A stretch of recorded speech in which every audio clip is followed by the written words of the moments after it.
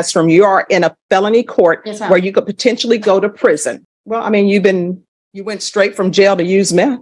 Don't give me attitude. I'm not. Telling me that you're going to be positive for marijuana only when I knew it was not going to be the case. And now you're positive for meth, amphetamines, and marijuana. All right. I like the way you make up names. I can't believe anything you're telling me. So how are you supporting yourself? I'm not. Well, what are you eating other than drugs? You're using meth. You're probably selling your food stamps for meth. I don't know why you're giving me the attitude. No, I'm not trying to. Because you're high. I don't know which one it is. All right, so I'm going to sentence her. Today we're back with Judge Boyd and an entitled crackhead who somehow thought food stamp fraud was a solid life plan. Now I can understand desperate parents trying to feed kids, but that's not the story here. She doesn't even have custody, so the aid isn't feeding a child, it's just fueling her addiction. Meanwhile, she refuses to get a job, refuses to take responsibility, and just milks the system. The craziest part is, real families who actually need this help often get denied, while people like this slip through the cracks. The judge isn't just dealing with fraud here, she's dealing with someone openly mocking the system. Do you think Judge Boyd is about to serve real justice, or just let her off easy? Let's go ahead and dive in. 3 CR 2906, State of Texas versus Summer Munoz. All right. So what did you test positive for? And you want to go back to I only use marijuana with me? I'm sorry. Can you speak up and could you uncross your arms? You're not a little girl. We're not in the classroom. You are in a felony court Yes, ma'am. where you could potentially go to prison. So what are you been using? Meth and marijuana. When's the last time you used meth? Like, No, it's more than 2 days ago. How often are you using? I just got out of jail, so I haven't been using that often. Well, I mean, you went straight from jail to use meth. Don't give me attitude. I'm not. You've been dishonest with the court. You made them waste of, you think UAs just are free? You made them waste a UA, telling me that you're going to be positive for marijuana only when I knew it was not going to be the case. And now you're positive for meth, amphetamines, and marijuana. So who are you using with? Are you using by yourself in a dark room? Or are you using with some boyfriend? Who are you using with? No, actually, where I'm staying at. And where is that? With a friend. Who is this friend? Her name is Natasha. All right. I like the way you make up names. I can't believe anything you're telling me now because you were dishonest about the drug use. It's the only place I have to stay at right now, so they use, and it was tempting. So, I'm going to want a TAP evaluation ASAP, please. Are you employed? So how are you supporting yourself? I'm not. So who's supporting you? Nobody. Well, what are you eating other than drugs? I have food stamps. I'm sorry, what? I have food stamps. Who's giving you food stamps? You don't have your child with you. Those food stamps are for your child. Yes, ma'am. Just applied and I got approved for emergency food stamps. I cannot understand a word I you're saying. applied and I got approved for emergency food stamps. I know people who really should have food stamps that don't get approved. So you don't have your child with you. You're using meth. You're probably selling your food stamps for meth. And this is a tampering with a government record. So I don't even know if you obtain your food stamps legitimately. So what did you tell them in order to get food stamps? Because you don't qualify. Okay. I think she's probably going to end up with another criminal case. Yes. Because I don't know a government giving out food stamps to people who won't work. There's nothing wrong with you. You don't have your child with you. Somebody else is taking care of your child. I have to look for work. That was like one of the conditions that they gave me in order to get food stamps. So I'm supposed to be going to the workforce. Well, you're obviously doing a poor job of it, but I tell you what, you're in this court, you're going to have employment. I'm not going to, the length of probation is outside the agreement. So it's going to be more than 4 years in this court because she has a lot of work that needs to be done I don't know why you're giving me the attitude. No, I'm not trying to. I'm sorry. Yes, you are. Either that or it's because you're high. I don't know which one it is, but you're giving me attitude. And that attitude will most likely be readjusted by me at the Bexar County Jail.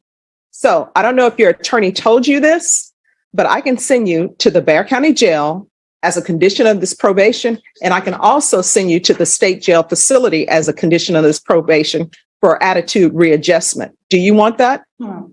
All right. So I'm going to sentence her to 6 years deferred adjudication. You're getting a job and there are plenty of jobs that are available. You're going to knock your pride aside. And if you're going to be flipping burgers at McDonald's or working on fries, you're going to be the best fry person you can be until you move up. You understand? Yes, ma'am. How far did you go in school? 9th grade. Why did you drop out? I had a problem at home. What were these problems? You using drugs? No, not necessarily, just like things that were going on with my mom's marriage and everything else. And what's that tattoo on your neck? It says only the strong survive. All right. People love to put down sayings on their bodies because they can't remember them. All right. It's going to be a $1,500 fine, probated. Proof of employment. It's going to be proof of full-time employment within 15 days. If you have to get 2 part-time jobs, you will get 2 part-time jobs for the court. Full-time employment is at least 40 hours a week. There's to be no employment as a home health care provider or with minors. There's to be no unsupervised contact with minors. Has Child Protective Services been in your life? Yes. And so were your rights terminated?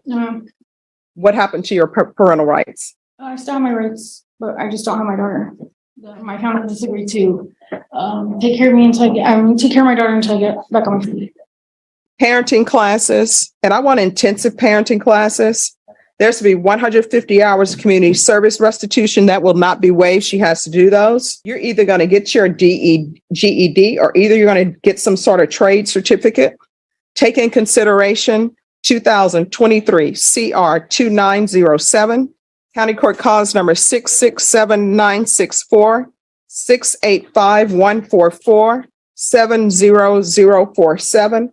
I'm going to want a referral to felony drug court, TAP evaluation. If she's not accepted in felony drug court, we'll start with intensive outpatient treatment with probation.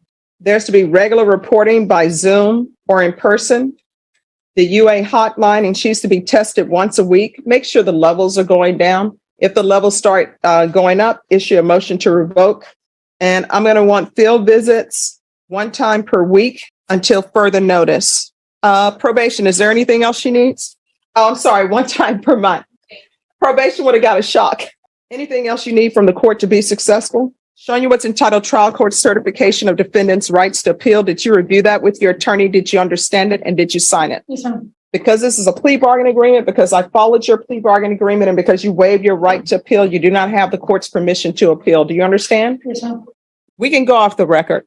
So that tattoo you have about only the strong will survive, that's the mode that your child is being in. And your child should not be in that. Her parents should not be using drugs. Her parents should get her life together, and somebody else should not be raising your child.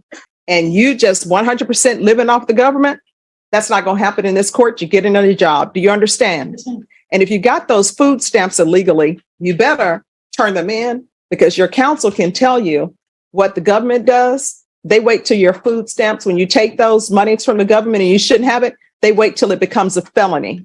Then they turn it in. Do you understand? Yes, ma'am. Down with pure laziness. You've got hardworking families denied benefits. Meanwhile, this woman figured out how to exploit food stamps just to chase a high. That's not survival, that's parasitism. And the irony is why states create insanely strict rules that end up punishing people who actually need the help. Judges know this, and it's why Boyd isn't just annoyed, she's drawing a line. In court, wasting government resources on nonsense like this is almost as offensive as the crime itself. And here's the legal nugget. Food stamp fraud can technically carry up to 20 years if tied to larger schemes, though most cases get handled at the state level. So trust me, she's already lucky that Judge Boyd isn't throwing the whole book. Do you think this sentence hits hard enough to wake her up? Or is it just a speed bump she'll ignore? But don't go anywhere. The next case involves a felon caught with a weapon, and it gets heated fast. 23 CR 2970, State of Texas versus Moses Maldonado.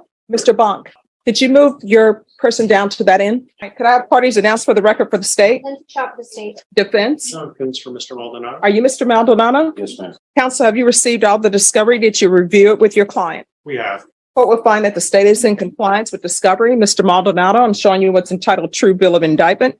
Did you review that with your attorney? Did you understand it? Yes, ma'am. Counsel, do you waive the reading of the indictment? We do. State, are you proceeding on the indictment as presented? Waiving habitual. Any objection? No, we have no objection. We're very grateful. Mr. Maldonado, I'm showing you what's entitled Court Admonishments and Defendant's Waivers and Affidavit of Admonitions. Did you review that with your attorney? Did you understand it? Did you sign it in all the appropriate places? Yes, ma'am. Did you understand you're charged with felon in possession of a weapon? That's a 3rd-degree felony. Range of punishment is anywhere from 2 to 10 years in prison and up to $10,000 fine. Did you understand? Yes, ma'am. If you have a plea bargain agreement with the state, the court does not have to follow your plea bargain agreement. If for any reason the court does not follow your plea and gives you more than you bargained for, the fact that you entered a plea will not be used against you and you will be allowed to withdraw your plea. Did you understand? Yes, ma'am. Did you understand you have a right to jury trial, a right for you or your attorney to cross-examine and confront any witnesses the state would call, and the right to remain silent? Yes, ma'am. Did you understand by entering this plea bargain agreement, you were giving up those rights? Yes, ma'am. And did you intend to give up those rights and enter into a plea in this case? Yes, ma'am. Only involuntarily waived and consented to stipulation of testimony and stipulations. Court will accept into evidence State's Exhibits 1 and attachments. The court will review the same. After reviewing State's Exhibits 1 and attachments, the court will find there is sufficient evidence to find you guilty, and the court will find you guilty. Are you proceeding with sentencing? Yes, Your Honor. All right. So the only issue I have a question about, what is the issue with the running concurrent? So he is on parole. He has a blue warrant pending currently. Obviously, we understand that parole ultimately is the one that gets to decide that, but it certainly would help if the court would notate on the judgment that it will run concurrent if he gets revoked on his revocation. All right, anything 2023 CR 2969. This will run concurrent with 2018 CR 9258W. Do you understand that the court has no jurisdiction to order the parole board to run these cases concurrently? Yes, ma'am. And do you understand that that is merely a recommendation from this court? Yes, ma'am. All right. Going to show you what's entitled Trial Court Certification of Defendant's Rights to Appeal. Did you review that with your attorney? Did you understand it? And did you sign it? Very much. Because this is a plea bargain agreement, because I followed your plea bargain agreement, and because you waived your right to appeal, you do not have the court's permission to appeal. Do you understand? Yes, ma'am. Because this is a felony conviction, you're not allowed to own or possess any weapons or ammunition. If you have a question over what a weapon or ammunition is, you'll need to speak to an attorney. Do you understand? Yes. All right. We can go off the record. How old are you? 40. You are getting close to the point in my life that I'm in, which is I'm in the twilight of my life, or as they say, the winter of my life. So you're going to have to ask yourself, do you want to continue in and out of prison, in and out of jail, breaking up and finding the majority of your life is in custody or not? You know, these are the choices you have. Yeah. Now, the other question I have for you, did those tattoos hurt, the facial tattoos? Some won't be. What's the most painful? The one in the middle of my forehead. All right. And so you wanted to give it to me with the finger. Okay. No.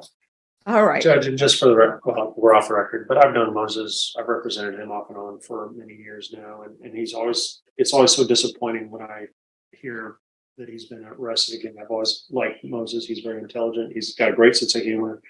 Unfortunately, he struggled with addiction like so many people. And I'm hoping that at this point, he'll seek some treatment in the prison. And certainly when he gets out, we'll try to maintain that path. Okay. All right. You're going to have to do it.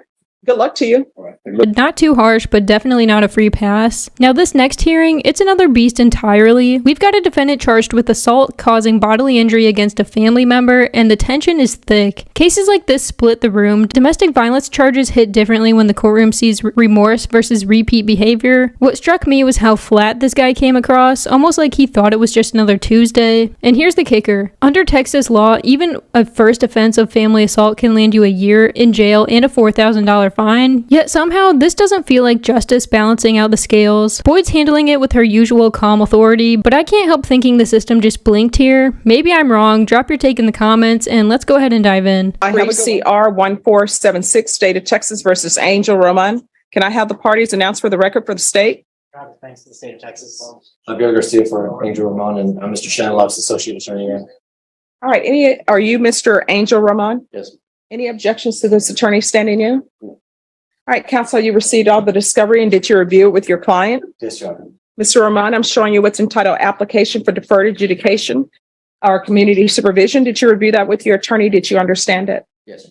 Court will find that the state is in compliance with discovery. Showing you what's entitled True Bill of Indictment. Did you review that with your attorney? Did you understand it? Yes. Counsel, do you waive the reading of the indictment? Yes, Your Honor. State, are you proceeding on the indictment as presented? No, Your Honor, the state is making a motion to proceed on the lesser included assault family class A misdemeanor. Any objection? No, Your Honor. Showing you what's entitled Court Admonishments and Defendants Waivers and Affidavit of Admonitions. Did you review that document with your attorney?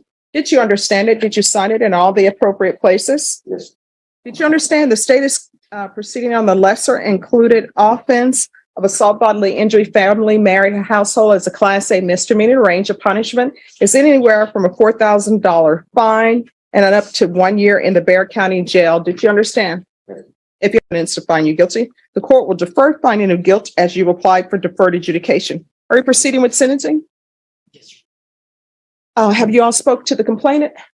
With the complaining. And is she aware of this and in favor of this? At the time when we finally finalized the plea, we have not been able to reach the complainant. She was previously non-cooperative. All right. Are you still with the complainant? Do you have any children with her? That relationship is over. You're not to speak to her. Do you understand? Yes, ma'am. If you violate my conditions, that we're going to have issues. Do you understand? Yes. All right. And with regards to the broken television sets, is there a restitution amount that's due for breaking 2 TVs? There was no restitution amount. So do you know if there's restitution? People have to watch football. This is Texas. Not ever any restitution or any restitution asked for. So I see that alcohol was involved in this. If you're drug tested today, are you going to be positive for anything? No. All right. You can't be using drugs when you're working in the oil field. All right. All right. Do you have any children? I have one. How old? She's gonna be 5 this year. All right. And is she in your life? Do you see her on a regular basis? And she's not with Miss Garza? No. All right. The court is going to sentence you to 1 year deferred adjudication. There's an affirmative finding of family violence, the BIPP course, no contact with Patricia Garza. I'm going to do 80 hours community service restitution. I'm going to order parenting classes. Once you've completed those, then the 80 hours will be satisfied. Regular reporting by Zoom or in person. Do you take UAs for your job? I know some do when they work in all fields, or is it only if there's an accident? I believe it's only when it's an accident. All right. We're going to do 90 sober meetings in 90 days. I know you are in the all fields, but sometimes they can have you do those online. Right. How are we going to handle the UAs? Because he's 2 weeks there and 2 weeks back. So he'll need to be tested when he comes back. So we'll do regular UAs, proof of employment within 15 days, no employment as a home health care provider or with minors. Probation, is there anything else? Let's just, they can do a field visit 2 times. And I want one done when he's first back in town to make sure that everything is okay. And then if everything is okay, they can do one more, just a spot check, random. All right. Is there anything else you need from the court to be successful? No. All right. I'm going to show you what's entitled Trial Court Certification of Defendant's Rights to Appeal. Oh, if you come around. Did you review that with your attorney? Did you understand it? And did you sign it? Yes, sir. Because anything else? Yes.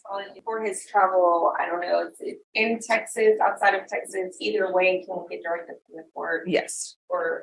All right. Defendant is allowed to travel for work. And my understanding, he says it's in Midland. Did you review the document entitled Trial Court Certification with your attorney? Did you understand it? Yes, sir. All right. Because this is a plea bargaining agreement, because I followed your plea bargaining agreement, and because you waive your right to appeal, you do not have the court's permission to appeal. Do you understand? Yes. And because this is an affirmative finding of family violence, you're not allowed to own or possess any weapons or ammunition. If you have a question of what a weapon or ammunition is, you need to speak to an attorney. You understand? Yes, sir. All right, we can go off the record. You're going to have to do better. You got to be an example for your children. Obviously, you cannot drink in moderation, so just don't drink. There are plenty of other drinks out there that are non-alcoholic that taste just as great. And did that neck tattoo hurt? Yes, it was very. Because it appears like it's right on the Adam's apple, and the eye keeps moving. With my talk. Yeah. I don't know, maybe I'm being too harsh, but that last sentence felt like a paper cut when it should have been a hammer. Violent behavior isn't something you slap on the wrist and hope for the best. It's usually a cycle, and light punishments just grease the wheel for repeat offenses. Sure, Boyd handled the fraud and drug-ridden nonsense like a pro, but that last one, it just didn't sit right with me. A lot of times, judges balance mercy with practicality, but here it feels like the balance tipped the wrong way. And here's something worth remembering. Statistically, most repeat violent offenders had prior chances where they could have been stopped earlier. So are we helping them turn their lives around or just delaying the inevitable? Let me know in the comments if you think Judge Boyd was too soft here or if she was giving a final shot at redemption. Thank you guys so much for watching. Make sure to like and subscribe, and I'll catch you in the next one.